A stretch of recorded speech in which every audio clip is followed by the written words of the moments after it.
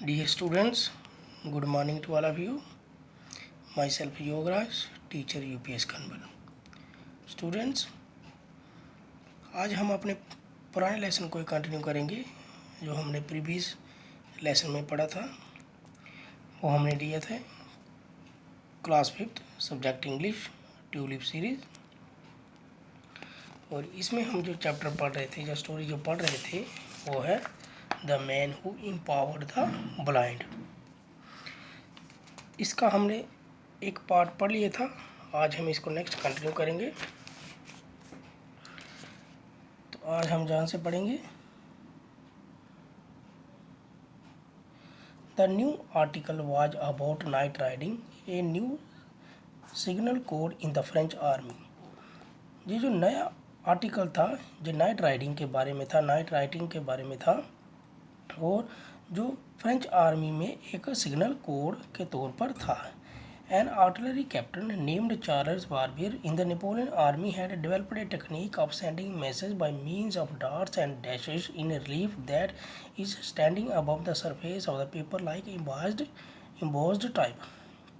ये जो नया तरीका था, ये डार्ट्स और डैश की शक्ल में था, और ये किसने निकाला था, ये किसके द्वारा डेवलप की गई थी, ये टेक्निक ये की गई थी, जो आर्टिलरी कैप्टन था नेपोलियन आर्मी में चार्ल्स बार्बियर, उसके द्वारा की गई थी। और ये जो नया तरीका था, ये पेपर के दूसरी तरफ डार्ट्स एंड डैशेस की शक्ल में होता था। This code could be used in the dark because it could be felt with the finger tips. और ये जो कोड था, ये अंधेरे में इस्तेमाल होता था, और जो फिंगर टिप्स के द्वारा महसूस किया जाता था। If a man could read and write message in the dark without using his eyes, then a blind person could do it too। अगर कोई आदमी अंधेरे में मैसेज लिख भी सकता है और पढ़ भी सकता है, तो अंधे लोग ऐसा क्यों नहीं कर सकते हैं। Louis met Captain Barbier who explained his code to him. अब जो लुइस था वो कैप्टन बार्बियर से मिला और उसने उसको ये कोड के बारे में बताया। He pointed some of the hole in a sheet of paper with a simple awl not so different from that one had cost his eyesight। अब उसने पेपर में कुछ होल किए, पंच किए। ही पॉइंटेड सम होल, उसने पेपर में कुछ होल पंच किए, और विद ए स्मॉल ओल, अब उस छोटे से ओल के साथ, लेकिन उस तरह नहीं जिस तरह के उसने पहले किए थे, जो कि उछलकर उसकी आंखों को लग गया था। The captain made Louis feel the bumps और dots that he had made on the other side of the paper. तो कैप्टन ने लुइस को कहा कि आप इसको दूसरी तरफ हाथ फेरी, पेपर की दूसरी तरफ बम्प्स पर, फिर डॉट्स पर। जब उसने उस पर हाथ फेरा तो उसको फील हुआ कि ये डॉट्स कुछ है उससे, और उसको पता चला a certain combination of darts meant a certain army command like. अब जो डार्ट्स बनाए हुए थे, सर्टन कम्बिनेशन के जो डार्ट्स बनाए हुए थे, इनका कुछ आर्मी में कुछ कमांड्स के बारे में मतलब था। आर्मी में कुछ कमांड ऐसे दी जाती हैं, ये डार्ट्स उनके बारे में थे, जैसे कि retreat to the main line, cease fire and so on. जैसे कि retreat to the main line, कि मेन लाइन में चले जाओ, cease fire. Louis Braille was overjoyed. ये देखकर लुइस ब्रेली जो था वो बहुत ही खुश हुआ। Punching darts on the paper was easy, fast and inexpensive. Punching darts को पंच करना पेपर पर ये बहुत ही इजी था, तेज़ था, और ज़्यादा खर्चे वाला भी नहीं था। No he could figure out a way by which the blind might punch out all the word in a code made of dart. अब वो यही सोचने लगा कि कैसे हम ब्लाइंड पर्सन इसको क्या करेगा, पहचानेगा, इन डार्ट्स के जरिए वो आगे पढ़ेगा। After many month of hard work when Louis was 20 in 1829 he had work out with his system.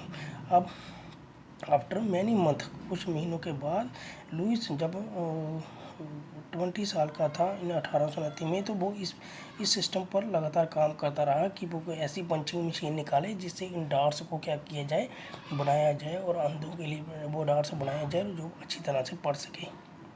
He designed a little hand punch that could be used with an oblong cell containing 6 holes। उसने एक punching machine बनाई जो कि oblong cell से चलती थी, action से चलती थी और जिस पर 6 होल्स थे, जिस पर 6 होल्स बने हुए थे। These were a special combination of there were special combination for dot every letter of alphabet every number and for every punctuation mark. ये जो मशीन थी इस पर हर अल्फ़ाबेट के लिए एक स्पेशल कम्बिनेशन बना हुआ था, हर नंबर के लिए एक स्पेशल कम्बिनेशन बना हुआ था और पंक्चुएशन मार्क के लिए भी एक स्पेशल कम्बिनेशन बना हुआ था। Another blind person who knew the code could not feel the dots made by punch and read what Braille had written. Another blind person जो डार्ट्स को समझता था, डार्ट पढ़ लेता था, वो झट से एक लुईस ब्रेली द्वारा लिखी हुई कुछ भी बात को समझ सकता था, पढ़ सकता था। After a while, Louis learned to punch right almost as fast as a person could talk, and he could identify dot writing with his finger almost as quickly as sighted people could read or print type. कुछ समय के बाद Lewis पंच right करने में उसको इतनी महारत होगी कि वो झट से कुछ ना कुछ हर चीज़ डाट कर सकता था, जल्दी से जल्दी डाट बना सकता था वो, और अपनी फिंगर टिप्स से वो जल्दी जल्दी उनको पहचान सकता था, इतनी जल्दी वो पढ़ सकता था जैसे कि कोई आंखों वाला आदमी पढ़ सकता हो। Louis punched out a number of stories as they were read to him from books. He knew the method. अब लुईस ने बहुत सारी स्टोरीज लिखी to read him from books, जो उसने बुक्स से पढ़ी हुई थी। अब उसने बहुत सारी स्टोरीज लिखी। अब उसने उसको पूरा मेथड आगे कि कैसे स्टोरीज लिखनी है, कैसे पंच करके लिखनी है।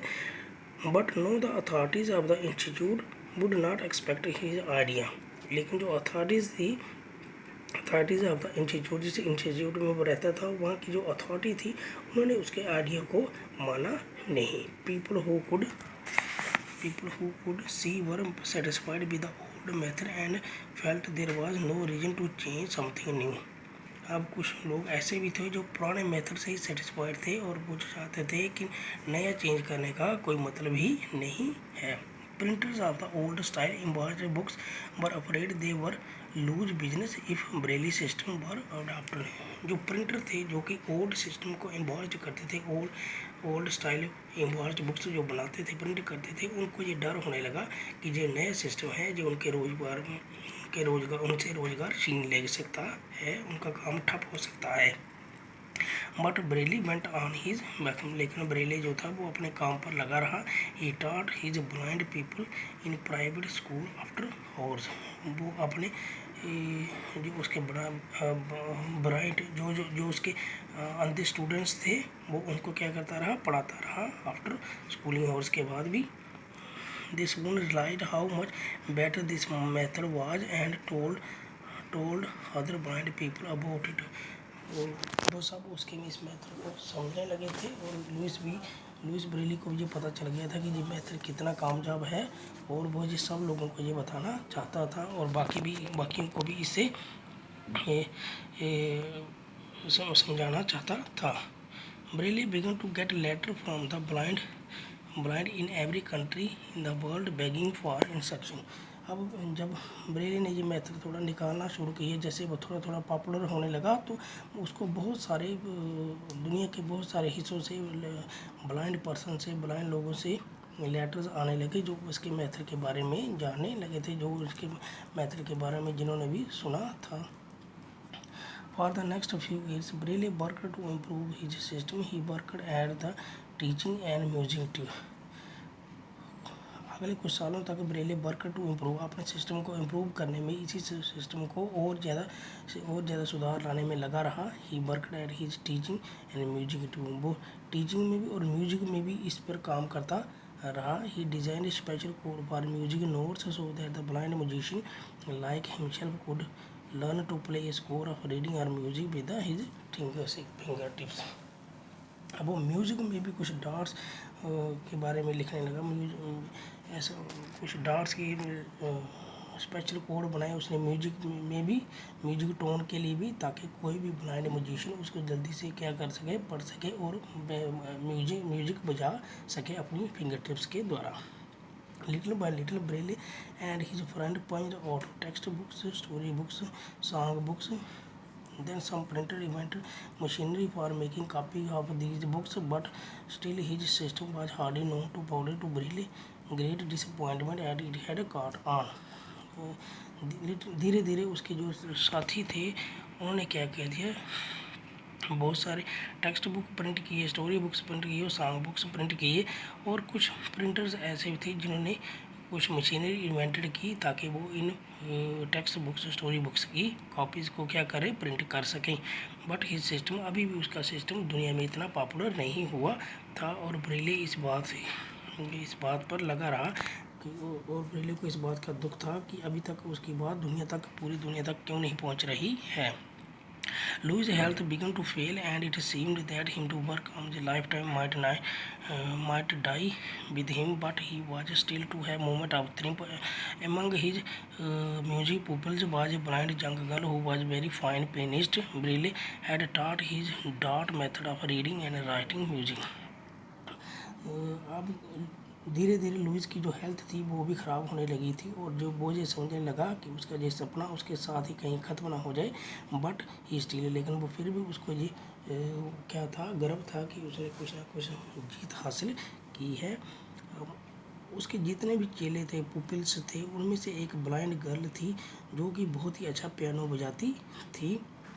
ब्रेले ने उसको बहुत सारा मेथड सिखाया था, रीडिंग एंड राइटिंग म्यूजिक की, रीडिंग और म्यूजिक को कैसे राइट करना ब्रेले ने उसको अच्छी तरह टाट किया था। One evening she gave a concert which was highly applauded. The young girl helped him her hand for silence. She made a speech about Braille and but his mother had meant to her. I beg you applaud him, not me, she said. I play through his eyes. एक दिन वो लड़की जब एक concert बजा रही थी तो उसको बहुत ही ज़्यादा क्या मिला, स्वागत मिला, क्योंकि उसने इतना अच्छा कंसर्ट बजाया कि उसको सबने सराहा। तो उस लड़की ने सबको चुप रहने के लिए, साइलेंस के रहने के लिए कहा, और उसने कहा कि ये जो मैंने बजा रही हूँ आप मेरे लिए ताली मत बजाइए, कृपया आप लुइस ब्रेले की ताली बजाइए, क्योंकि उसी ने मुझे ये सब कुछ सिखाया है, उसी का जो नया माथर है। तो कृपया मैं उसकी आंखों से ये बजा रही हूँ, क्योंकि उसी ने मुझे सिखाया है कि कैसे ये म्यूजिक बजाना है। Next day, the Paris newspaper were filled with stories about the Braille and his work.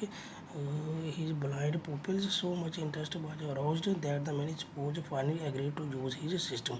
और नेक्स्ट डे पेरिस का जो न्यूज़पेपर था, उस हर एक न्यूज़पेपर में लुइस ब्रेली की खबर थी कि कैसे उसने एक नया कोड निकाला है और कैसे वो अंधों के लिए कामयाब राइटर बन रहा है, कैसे उसने अंधों के लिए एक नई टेक्निक निकाली है कि वो पढ़ सकते हैं, लिख सकते हैं और म्यूजिक भी बजा सकते हैं। और फाइनली बहुत सारे स्कूल्स ने उसके इसके सिस्टम को अपना ही लिया।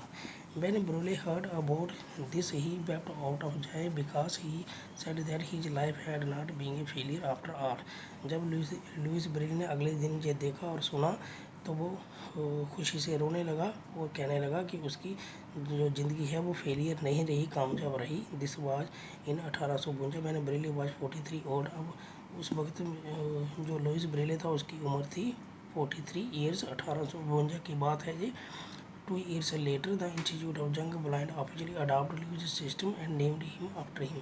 और 2 साल के बाद जो इंस्टीट्यूट था जंग ब्लाइंड, उसने भी ऑफिशियली इस सिस्टम को अपना लिया और ये लुइस ब्रेली के नाम से ही इस सिस्टम का रखा।